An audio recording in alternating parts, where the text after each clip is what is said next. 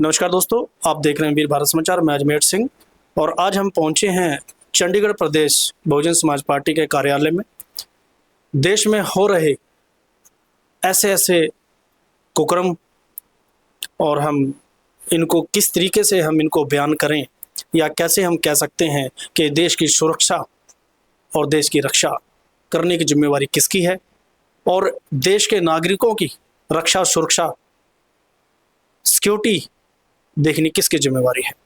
तो आज हमारे साथ मौजूद हैं बहुजन समाज पार्टी चंडीगढ़ प्रदेश के अध्यक्ष बृजपाल जी। तो सर नमस्कार जी। नमस्कार सर। सर पहले तो आप एक चीज़ बताइए, अभी मैं शुरुआत में ही आपसे एक सवाल ऐसा पूछ रहा हूं जो देश की सुरक्षा के ऊपर बात है। जो अभी पहलगांव में, जो कश्मीर में अभी करीबन 26-27 लोगों की अभी जो मृत्यु हुई है और लोग कहते हैं कि धर्म पूछकर गोलियां मारी गई, तो इसके ऊपर आपके क्या विचार? सबसे पहले जय भीम। और मैं वीर भारत समाचार का धन्यवाद करता हूं कि आज मेरे से कांटेक्ट हुआ।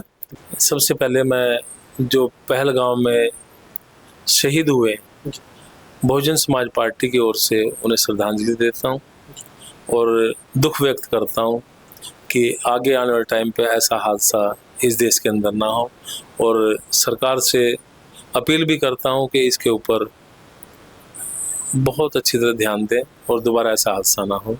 और जो पहलगाम में आतंकी हमला हुआ है इसकी हम लोग निंदा करते हैं। इससे पहले जब हुआ तो बहन जी ने भी ट्वीट करके इसकी निंदा की और बड़े ठोस शब्दों में निंदा की। और जो धर्म पूछकर गोली मारी, मैं तो ये कहूँगा ये तो सरकार की सोची समझी साजिश है। जाति पूछने के बाद ये हमारे साथ टॉर्चर कर रहे हैं जाति के बाद। ये तो आतंकवाद है। आतंकवाद का तो कोई धर्म ही नहीं होता।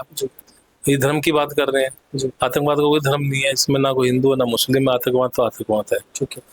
और जो गोली मारी गई है उसमें देखिए, आप ये कह रहे हैं हिंदू पूछकर गोली मारी, धर्म पूछ के गोली मारी है, उसके अंदर 15 के लगभग तो मुसलमान है।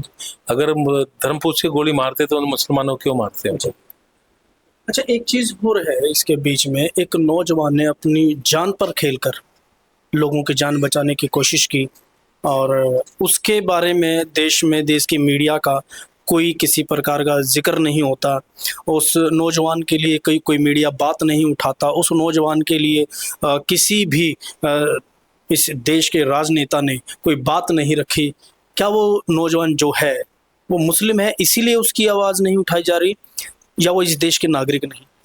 सर सबसे पहले तो देश का जो भी नागरिक है, अगर वो देशभक्त है तो पहले सबसे पहले ये देखेगा भी मुझे क्या करना चाहिए। उसने अपना धर्म और अपना जो भारतीयता का धर्म था वो निभाया।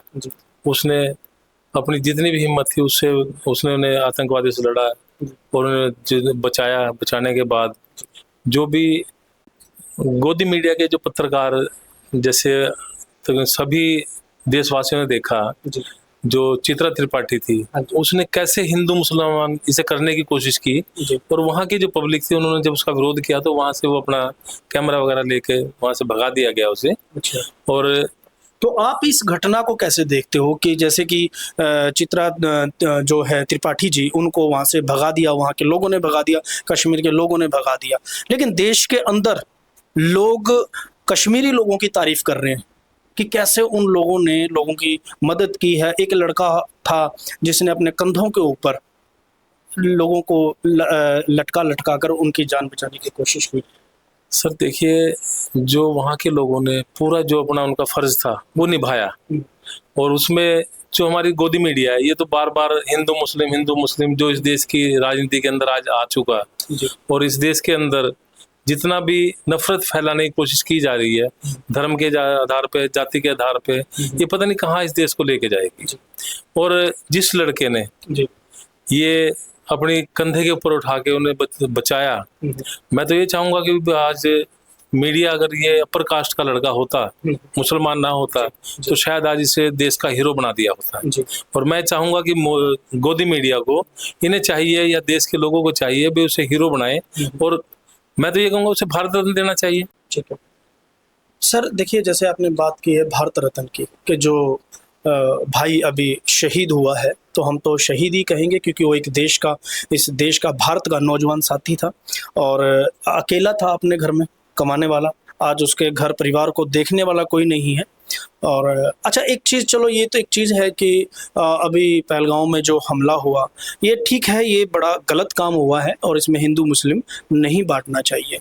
तो आप जिस कम्युनिटी से आते हो आप लोग, उस कम्युनिटी के ऊपर जिस तरीके से दिन रात हमले होते हैं, या आपके भी जाति धर्म को टारगेट किया जाता है, आपके भी जाति पूछी जाती है, चाहे वो मंदिर में मत्था टेकने के ऊपर हो या पानी पीने के ऊपर हो, और या एक दलित लड़की के रेप करने के बाद वो राजीनामा नहीं कर रही थी तो उसके घर में आग लगा देना।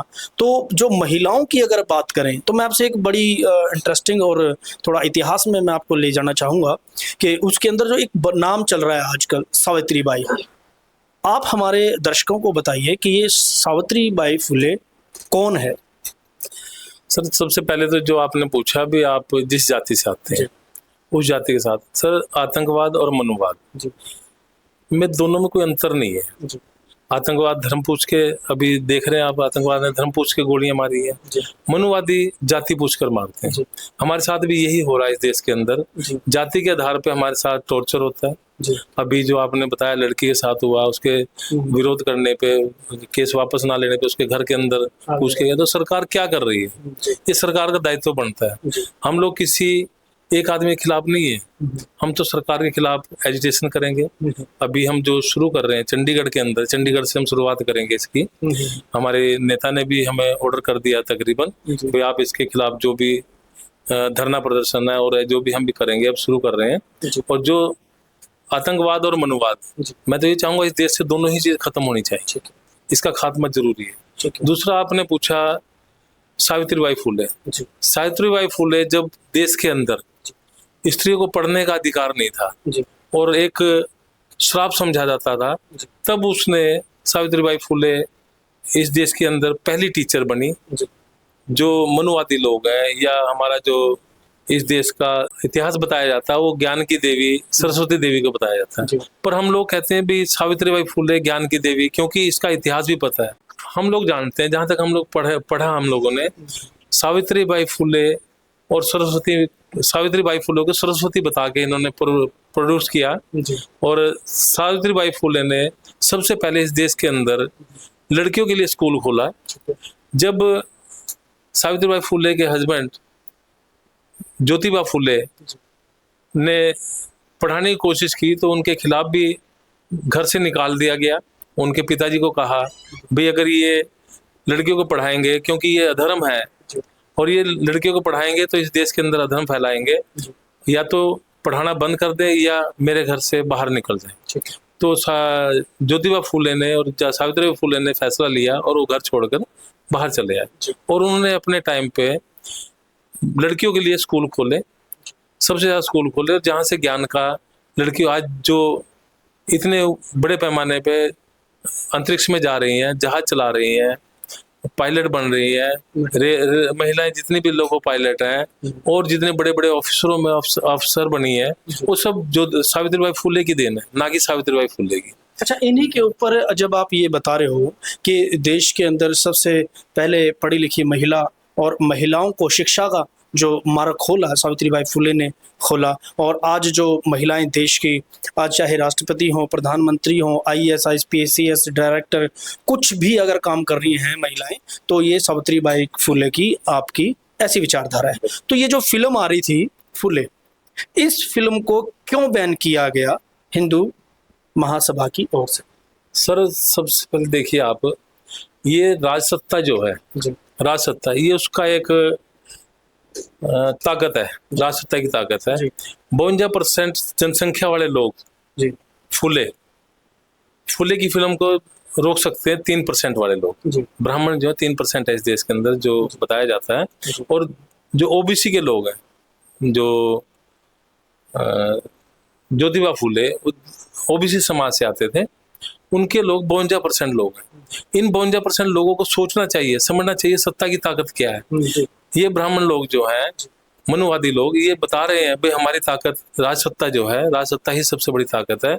और इसके बारे में अगर ये फिल्म रोकने में कामयाब होते हैं तो 52% लोगों को ये देखना चाहिए भी राजसत्ता, अपनी राजसत्ता लेके आए और अपनी ताकत अपने तरीके से, अपने इतिहास अपने तरीके से चलाएं। ठीक है, आप ये समझते हो कि सिर्फ 52% को ये देखना चाहिए कि ज्योतिबा फूले बताए जाते कि ओबीसी थे? वैसे तो ओबीसी काफ़ी हुए हैं जिन्होंने इस देश के लिए बड़ी समय समय पर अपने समय कार्यकाल के अंदर अपनी कुर्बानी दी है। और ऐसे तो 52% लोग ऐसी कौन सी दबाव में हैं या क्यों डरते हैं? क्या उन्हें ज्योतिबा फूले के ऊपर जो फिल्म आई है फूले, उसका सपोर्ट नहीं करनी चाहिए थी? और करनी चाहिए थी तो किस हद तक इस फिल्म को उन्हें प्रमोट करना चाहिए था? क्यों कहीं ना कहीं ओबीसी जो 52% है इस देश के अंदर, उन्हीं का प्रचार होता है। क्योंकि ज्योतिबा फूले रविदास समाज से नहीं थे, वाल्मीकि समाज से नहीं थे, कबीर समाज से नहीं थे, रविदास समाज से नहीं थे। और जिसमें कि हद से ज़्यादा लड़ाइयाँ सिर्फ दो समाज, आज एससी की अगर हम बात करते हैं तो दो समाज सबसे ज़्यादा लड़ाई लड़ते हैं किसी भी आंदोलन के अंदर लगकर। लेकिन ज्योतिबा फूले के ऊपर जब फिल्म बनती है तो ओबीसी समाज अपने आप को पीछे कर लेता है। तो ज्योतिबा फूले के ऊपर फिल्म बनना और ओबीसी समाज का पीछे हटना, आप इसको कहाँ तक सही समझते हैं? सर ये कहीं ना कहीं देखो, धर्म जो ओबीसी समाज है वो धर्म के चक्कर में, अंधविश्वास के चक्कर में ज्यादा आया हुआ है। अच्छा। और महात्मा ज्योतिबा फूले ने इस चीज से इन्हें बाहर निकालने की कोशिश की है। उसके बाद बाबा साहब अम्बेडकर ने किया, मान्यवर साहब काशीराम ने किया, आज बहन कुमारी मायावती जी उसी मिशन को लेके चली। एक मिशन है, क्योंकि जो मनुवाद है, मनुवाद तो धर्म की तरफ ज्यादा ले जाने की कोशिश करेगा कि मनुवाद चाहेगा धर्म की तरफ जाएंगे, धर्म की तरफ जाएंगे तो उन्हें राजनीति, या जिससे क्यों राजनीति, बाबा साहब ने भी कहा था political power is the master key which we can open all the locks. राजनीति पावर एक ऐसी पावर है जिससे हर समस्या का हल हो सकता है। उसी चीज के लिए महात्मा ज्योतिबा फूले ने संघर्ष किया, नारायण गुरु ने संघर्ष किया, रामास्वामी पैरियर ने संघर्ष किया, बाबा साहब अम्बेडकर ने संघर्ष किया, आज मान्यवर साहब काशीराम ने तो उसे इम्प्लीमेंट करके दिखाया। हर समाज से लेके हर समाज को जोड़ा, ओबीसी, एससी, एसटी सभी लोगों को जोड़ने के बाद यूपी के अंदर 4 बार सरकार बनाई। सरकार का एक जो ताकत थी वो लोगों को एहसास कराया। आप देखिए अम्बेडकर पार्क, लखनऊ के अंदर जो अम्बेडकर पार्क है वो राजसत्ता की एक ताकत है। उसके ऊपर कहते हैं भी हाथी हाथी हाथी लगा दिए हैं, पर हाथी के साथ साथ आप देखिए वो पार्क के अंदर और भी कितना हमारा इतिहास, बहुजनों का जो इतिहास है वो वहाँ दिखाया गया है। और आज मैं एक चीज और बताना चाहूंगा, आगरा के अंदर जो ताजमहल है उसकी जो रेवेन्यू है उसके थोड़ा सा ही कम, इंडिया के अंदर जो जितने भी हमारे धार्मिक या जितने पर्यटक स्थल हैं उनके अंदर सबसे ज्यादा रेवेन्यू आगरा देता है, ताजमहल। उसके बाद जो रेवेन्यू आ रहा है वो अम्बेडकर पार्क लखनऊ से आ रहा है। आप इसके कंपैरिजन करके देखिए। अब सिर्फ ये है भी जो गोदी मीडिया है, अब गोदी मीडिया की फिर दोबारा बात आ जाती है। गोदी मीडिया ही एक ऐसा है जो लोगों का मन भटकाने की बात करता है, क्योंकि जो सरकार कहेगी वो सरकार की बात करेगा ना कि, जबकि मीडिया चौथा स्तंभ है लोकतंत्र का, उसे लोगों की बात और सरकार के ऊपर क्वेश्चन करना चाहिए, पर वो सरकार को क्वेश्चन ना करके सरकार को डिफेंड करने की कोशिश कर रहा है। और इसके लिए कहीं ना कहीं ये देश के हित में नहीं है। ठीक है, जैसे अभी ये पहलगाम में हमला हुआ, आतंकी हमला, जबकि मोदी को वहां जाना चाहिए था, हमारे देश का प्राइम मिनिस्टर है, वहां जाके देखना चाहिए था और वहां की इंक्वायरी करनी चाहिए थी, पर मोदी जी बिहार के अंदर रैली करने जा रहे हैं। तो ये हमारे देश के प्रधानमंत्री किस तरफ लेके जा रहे हैं देश को, हमें इसके ऊपर सोचने की जरूरत है। और वहां की जो बिहार की जनता है वो उन्हें बताएं भी आपको बिहार ना आने करके आपको वहां जाना चाहिए था पहलगाम, तो उसे उसका सबक देने का काम बिहार की जनता को करना चाहिए। ठीक है। अच्छा, एक चीज मैं आपसे और पूछना चाहूंगा, क्योंकि आप बहुजन समाज पार्टी के चंडीगढ़ के प्रदेश अध्यक्ष हैं। चंडीगढ़ के अंदर अभी तक आपकी पार्टी सीटें निकालने में बड़ा पीछे रहती है। क्या बात है, आप लोगों के पास सत्ता पहले से है या आप लोगों को आने का मौका नहीं दिया जाता, या आप लोगों का कैडर कमजोर है? नहीं सर, कैडर तो हमारा बहुत मजबूत है और आज तक किसी भी पार्टी जो बोलती है वो ये कहती है बीएसपी का कैडर सबसे मजबूत कैडर है, क्योंकि हमारे कैडर के लोग किसी लालच की तरफ नहीं जाते हैं। ठीक है। वो अपने घर से टिफिन बांध के लाते हैं और पूरा दिन काम करते हैं, और टिफिन खाते किसी के भरोसे नहीं रहते हैं। ठीक है। दूसरा, आपने कहा भी सीट नहीं निकाल पाते। देखिए, हम लोग पहले 3 सीट, पहले हमने 5 नंबर से सीट निकाली, उसके बाद 23 नंबर वार्ड जन्नत जहां वहां से जीती, 19 नंबर वार्ड नरेश जी वहां से जीते। बहुजन समाज पार्टी ऐसा नहीं है, काम कर रही है, पब्लिक में लगी, पर आज देश की राजनीति को चेंज कर दिया गया इस बीजेपी सरकार ने। जब से बीजेपी सरकार आई है, इन्होंने इलेक्शन को इतना महंगा कर दिया, जो बहुजन समाज के लोग हैं, इतना पैसा उनके पास नहीं है, ये पैसे के दम पे जहाँ जीतने की कोशिश करें। दूसरा, ईवीएम का तो मुद्दा चल ही रहा है, उसके खिलाफ भी एजिटेशन चल ही रहे हैं। ईवीएम का भी इनके पास है, और सबसे ज्यादा पैसा जो है, पैसा इलेक्शन में ज्यादा खर्चते हैं, वो भी एक मुद्दा है।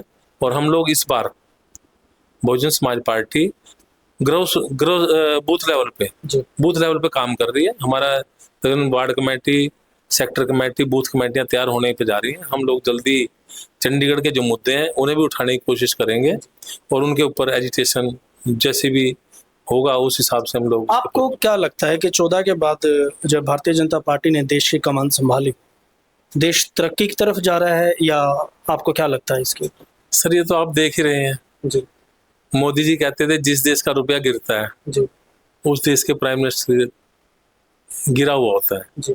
निकम्मा होता है। अब ये अपने आप सोच सकते हैं मोदी जी, भी देश का रुपया कैसे गिरा? सर, रुपया गिरने का कारण तो देश जब नीचे जा रहा है, देश की कोई तरक्की नहीं है किसी तरह से, तो अर्थव्यवस्था कमजोर होती जा रही है, तो रुपया तो अपने आप ही गिरेगा। और देश के अंदर नफरतें जाति के हो रहे हैं, सारे हमले आपस में जातिवाद हो रहा है। हिंदू मुस्लिम, सबसे बड़ा काम जो इन्होंने किया वो हिंदू मुस्लिम किया, देश के अंदर नफरत फैलाने का काम किया। अब देखिए, जैसे आज इस देश के अंदर मस्जिदों को तोड़ा जा रहा है, मस्जिदों को अंदर से खोदा जा रहा है, दिखाया जा रहा है भाई हिंदू के मंदिर है।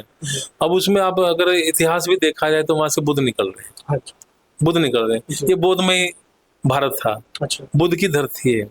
तो फिर ऐसी पिटीशन कोई क्यों नहीं डालता कि अगर मंदिरों के मस्जिदों को खोदने की बात है, तो जहां जहां बुद्ध की प्रतिमाएं निकल रही है उनको बौद्ध विहार के नाम से, या ऐसा कोई संगठन, ऐसा कोई काम क्यों नहीं किया जा रहा है, जब इस देश में संविधान सबको आज़ादी दे रहा है? तो आप लोगों को क्या लगता है कि आप लोगों को आज़ादी है? सर, वो देखिए, जो राम मंदिर का मसला था, राम मंदिर में भी जो बुद्धिस्ट लोग हैं उन्होंने पिटीशन डाली है, पर गोदी मीडिया उसे नहीं दिखाता। चल रहा है, उनका कोर्ट में चल रहा है, और उसमें आएगा जो भी फैसला आएगा, क्योंकि आज जो सरकार है वो बीजेपी की सरकार है, और जो संस्थाएं हैं वो बीजेपी के हक में फैसला देने की बात करती हैं ज़्यादा। तो वापस हम आते हैं दोबारा चंडीगढ़ के ऊपर, और जैसे कि आप चंडीगढ़ प्रदेश के अध्यक्ष हैं बहुजन समाज पार्टी के, और चंडीगढ़ की आपकी ज़्यादा जिम्मेवारियां बनती हैं, लेकिन चंडीगढ़ के अंदर ही बड़ा एक गरीबों के साथ, मैं ये कहूँगा कि अत्याचार किया जा रहा है, कि कॉलोनियाँ तोड़ी जा रही हैं। जैसे अभी संजय कॉलोनी को उठा दिया, बगैर लोगों को कुछ दिए, बच्चे दिन रात ऐसे ही मतलब वहाँ रोडों पे उन्होंने टाइम पास किया है अपना। और अब एक सेक्टर 25 के अंदर भी नोटिस आया हुआ है कि इस कॉलोनी को भी तोड़ा जाएगा, तो इसके ऊपर आपकी पार्टी का क्या एक्शन? बीजेपी दिल्ली के अंदर, दिल्ली में जब बीजेपी आई तो इन्होंने वहां की कॉलोनियों को उजाड़ना शुरू किया। उसी पैटर्न को लेके चंडीगढ़ में भी आ गए। चंडीगढ़ में पहले होता था रिहेबिलिटेशन करते थे, अगर कोई झुग्गी इन्होंने जगह खाली करवानी तो उसके बदले में कहीं ना कहीं जगह देते थे या मकान देते थे। आज सरकार ने बिल्कुल उजाड़ने का काम किया है, जबकि सरकार का दायित्व है जो इस देश की जनसंख्या है, इस देश के वासी हैं, उन्हें कहीं ना कहीं बसाया जाए। यहाँ चंडीगढ़ बसाने के लिए पहले इन्हें बुलाया गया, लेबर क्लास लोग, आज चंडीगढ़ को बसा दिया गया। जब चंडीगढ़ खूबसूरत शहरों में गिनती आ गई तो अब इन्हें उजाड़ने का काम कर रहे हैं। अब जो आदमी यहाँ सन 52 में चंडीगढ़ बसा, 52 से लेके आज तक, आज 50 साल के लगभग 50-52 साल हो गए हैं, तो 52 साल के अंदर 3-3 पीढ़ियां ट्रांसफर हो जाती हैं। जो आदमी 52 में आया यहाँ, उसके तो गांव में तो कुछ है ही नहीं उनके पास, वो सब कुछ यही है इनके पास। अब यहाँ से ये उजाड़ेंगे तो ये कहाँ जाएंगे? हम लोग प्रशासन से यही मांग करते हैं कि इन्हें पुनर्वास किया जाए इनका। अभी पीछे जो इन्होंने पहले प्लॉट देते थे या हाउसिंग बोर्ड से मकान देते थे, अब इन्होंने किराए पे मकान देना शुरू हो गया। पर पब्लिक कह रही है ठीक है हमें किराए पे दें, पर आप हमें कम से कम पुनर्वास तो करें। चंडीगढ़ के अंदर हम रह रहे हैं, हम किराए भी देंगे आपको। पर अब ये चंडीगढ़ के जैसे संजय कॉलोनी ने 24 तारीख को 24 का टाइम दिया, पर 23 तारीख को संजय कॉलोनी उजाड़ दी इन्होंने। अब ऐसे ही जनता कॉलोनी 25 सेक्टर का भी नोटिस आया हुआ है। हम चंडीगढ़ प्रशासन से यही मांग करते हैं बहुजन समाज पार्टी की तरफ से भी इन्हें पुनर्वास किया जाए, ना कि ऐसे उजाड़ा जाए। जिनके बायोमेट्रिक सर्वे हैं या जिनके पास जो डॉक्यूमेंट है उसके आधार पे इन्हें पुनर्वास करके जो मकान मलोए में या धनास में कहीं खाली पड़े हैं उन मकानों में इन्हें शिफ्ट किया जाए। अगर ये नहीं करते तो हम इसके खिलाफ एजिटेशन करेंगे और बड़े पैमाने पर करेंगे। चंडीगढ़ बहुजन समाज पार्टी बड़े अच्छे दलितों का और गरीबों के साथ ही है, क्योंकि जो बहुजन समाज पार्टी का जो एजेंडा है वो इस देश के अंदर गरीब, दलित और पिछड़ों का ही विचारधारा और एजेंडे को लेके चलता है। तो अभी इलेक्शन आने वाले हैं, शायद 26 में आ जाएं, तो इसके ऊपर आपका क्या मास्टर प्लान? सर 26 दिसंबर में इलेक्शन आएंगे, जो हमारे कारपोरेशन के इलेक्शन है। इसके लिए हमने तैयारी की है और हम लोग कहीं ना कहीं इन लोगों से भी जोड़ेंगे। जोड़ने के बाद इन्हें बताएंगे भी अगर आप लोग हमें जिताते हैं, बहुजन समाज पार्टी को इस चंडीगढ़ की सत्ता बहुजन समाज पार्टी के हाथ में देती है तो बहुजन समाज पार्टी जैसे यूपी के अंदर बहन कुमारी मायावती की जब सरकार आई, वहां 3-3 एकड़ जमीन लोगों को दिया गया जो गांव के बसिंदे थे। उसके बाद पुनर्वास जो किया, जो किराए पे लोग रहते हैं शहर के अंदर, उन्हें 2-2 कमरे के फ्लैट बिना किसी देरी के 2-2 कमरे के फ्लैट उन्हें दिए गए, रजिस्ट्री उन्हें करके दी गई है। और यहाँ तो सरकार कुछ ना कुछ इनसे हर महीने ले रही है। पहले जो दिए गए उनसे 100 रुपये महीना है या 200 रुपये महीना है या 500 रुपये महीना है या 2000 रुपये महीना है, वो ले रही है। पर मायावती बहन जी ने बहन कुमारी मायावती ने जो मकान दिए पुनर्वास काशीराम आवास योजना के तहत, उनके लिए उन्हें बल्ब तक लगा के दिए और उनका जो घर से सामान उठा के ले जाना किराया वो भी बहन जी ने अपने सरकार के उससे दिया। ऐसे ही हम लोग बहुजन समाज पार्टी जब यहाँ सरकार आप बनाएंगे चंडीगढ़ के अंदर, मैं चंडीगढ़ के वासियों से सबसे अनुरोध करता हूँ कि बहुजन समाज पार्टी का साथ दें और जो यूपी का पैटर्न था वो हम चंडीगढ़ के अंदर लाके सबको पुनर्वास करेंगे और उस हिसाब से बिना पैसे लिए सबको मकान देंगे। एक बात चलते चलते ये रहेगी कि संविधान के अंदर जिस तरीके से अमेंडमेंट चल रही है या उसके ऊपर संशोधन चल रहा है, आपको क्या लगता है कि आने वाले समय में संविधान कितना मजबूत रहेगा या लचीलापन आ जाए? देखिए सर, बाबा साहब अम्बेडकर ने जब संविधान सभा के अंदर संविधान सौंपा, उन्होंने कहा था भी संविधान जितना भी अच्छा हो, अगर वो गलत हाथों में गया तो संविधान गलत साबित होगा, और संविधान जितना भी कमजोर हो अगर अच्छे हाथों में चला जाता है तो संविधान बहुत अच्छा साबित होगा। रही बात अमेंडमेंट की, अब संविधान आज आप देखें किन लोगों के हाथ में, अमेंडमेंट करें कुछ भी करें तो सरकार के हाथ में है। और जो लचीलापन है, संविधान बहुत लचीलापन है हमारे संविधान में, जो बाबा साहब अम्बेडकर ने जब संविधान दिया और आज संविधान की जो अमेंडमेंट ये करते जा रहे हैं उसके तो लोगों को असर लोगों के सामने आ ही रहा है सर। जो संविधान में अमेंडमेंट कर रहे हैं, संविधान में अमेंडमेंट के साथ साथ आप देखिए देश के अंदर आज कितनी नफरत फैल गई। बीजेपी सरकार जब से आई 2014 के बाद नफरत कितनी फैली है। इनके पास सिर्फ मुद्दे क्या, धर्म के मुद्दे हैं, धर्म है, जाति है, और जाति के आधार पे ये कितना राम राज्य की बात करते हैं। राम राज्य जब था, आप इतिहास पढ़ेंगे तो राम राज्य के अंदर क्या था। और जब अम्बेडकर का संविधान लागू हुआ, अम्बेडकरिज्म जब से शुरू हुआ और सबको समानता का अधिकार मिला, बाबा साहब अम्बेडकर ने सबको समान अधिकार दिए, चाहे वो किसी भी जाति से विशेष से है। कभी जाति का, अब यूपी के अंदर जब सरकार बनी वहां पे भी यही हाल हुआ, जब हमारा संविधान वहां सही ढंग से लागू हुआ और वहां हर कास्ट के ऊपर किसी साथ कास्टिज्म नहीं हुआ। जो फैसले हुए या थाने के अंदर जो भी एफआईआर दर्ज हुई, वो उसकी कमियां या उसकी इंक्वायरी होने के बाद वहां दर्ज हुई। तो ये थे हमारे साथ बहुजन समाज पार्टी चंडीगढ़ प्रदेश के अध्यक्ष बृजपाल जी। इनसे जिन भी मुद्दों पे बात हुई, इन्होंने सही कहा या गलत कहा, वो ये जानते हैं या देश की जनता जानती है। हम ये चाहते हैं कि जो कश्मीर में जो हुआ है, वीर भारत समाचार की तरफ से भी उनके लिए हम बड़े दुखी मन से जो शहीद हुए हैं लोगों को, उनको भी हम अपनी ओर से श्रद्धांजलि देते हैं। और रही बात बहुजन समाज पार्टी की, कि बहुजन समाज पार्टी जो अपने वादे हैं, या बहन कुमारी मायावती ने जो यूपी के अंदर जो काम किया है, उत्तर प्रदेश के अंदर, उसकी वो छाप यहाँ चंडीगढ़ के अंदर लाना चाहते हैं। सही गलत आपका फैसला है, आप लोगों ने देखना है कि आप लोगों को कहाँ जाना है और किसको वोट देनी है। मैं अजमेर सिंह, वीर भारत समाचार से नमस्कार।